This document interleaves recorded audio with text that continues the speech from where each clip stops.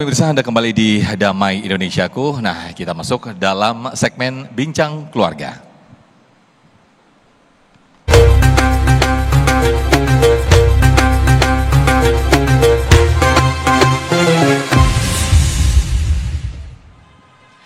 Baik, terima kasih pemirsa. Di segmen ini kita segmen khusus berbicara atau berdialog, bincang-bincang santai dengan para jamaah nanti. Dengan judul ini menarik Ustadz, yaitu berumah tangga sampai jannah begitu ya. Nah, ini siapa yang nggak pengen ya Ustadz ya. Tapi ada saja kejadian untuk menghalang-halangi sehingga kita berumah tangga itu sampai rukun, sampai jannah. Ada saja konflik. Nah, ini bagaimana ketika kita bertemu konflik, baik itu konflik ekonomi, kemudian mungkin konflik orang ketiga, pelakornya. Pelakor pembiner. Silakan Ustaz. Baik, bismillahirrahmanirrahim.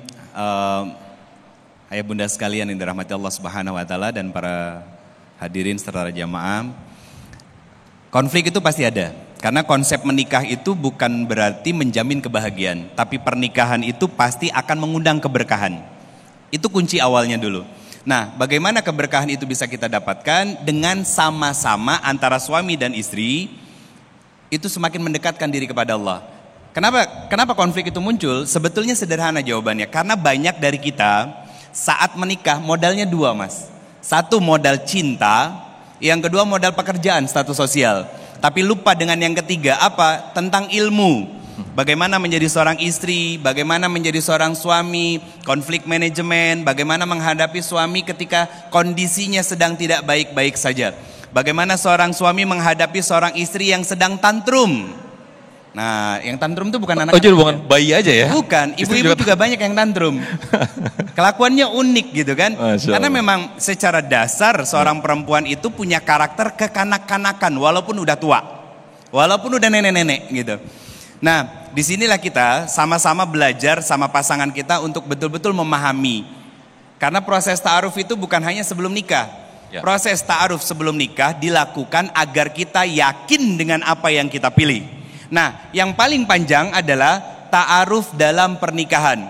Artinya apa?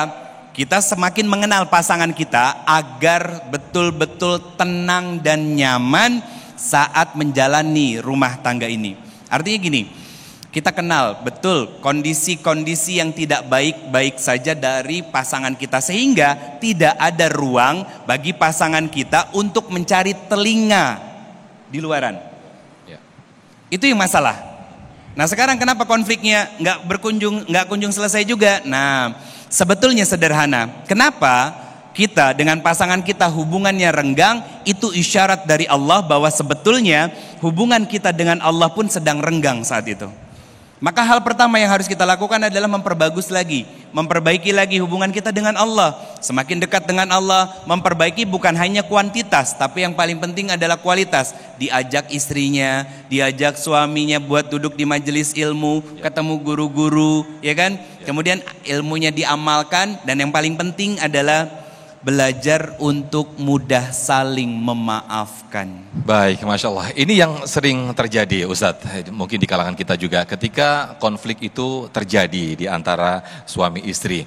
Nah, pasti ada yang pengen dikeluh kesahkan, curhat begitu. Yeah. Nah, yang sering terjadi adalah justru curhat itu bukan kepada Allah, tapi justru dia merasa nyaman ketika curhat dengan orang lain. Bestie ya Bang ya? Bestie begitu ya, itu merasa nyaman. Tapi justru bukankah ini justru mengakibatkan semakin runyam ini rumah tangga? Ini bagaimana mendapat pandangan seperti ini Ustaz? Bismillah. Allah berfirman di Quran surat kedua ayat 45 sampai 46. Saya nanti membacakan terjemahannya dengan konteks kehidupan kita dan sederhanakan. Kata Allah, wasta'inu bis-sabri was-shalah. Kata Allah, hei hambaku, kamu yang sudah berumah tangga, kamu pasti ada masalah dalam rumah tangga kamu. Kata Allah, sabar, terima dulu, tahan diri. Jangan sampai lisanmu bercerita kepada yang lain, tapi ceritakan dalam sujudmu di dalam sholat. Itu pesan dari Allah. Lanjutan ayatnya apa? Kata Allah, itu tidak mudah. Allah tahu betul.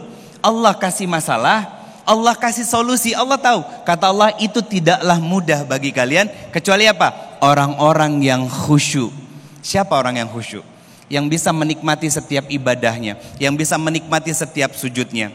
Jadi yang dicari itu Allah dulu, bukan bestie ketika lagi ada masalah. sama pasangan kita yang dicari handphone gitu kan. Jeng, ada di rumah enggak? Aku lagi sedih. Bukan begitu. Karena apa? Sekarang ini fitnahnya besar, Mas. Ya.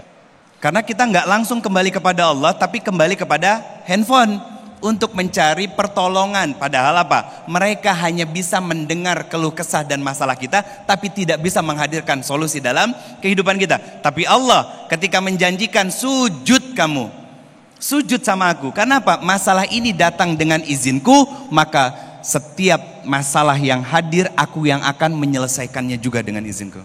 Kata Allah gitu. Masya Allah. Baik.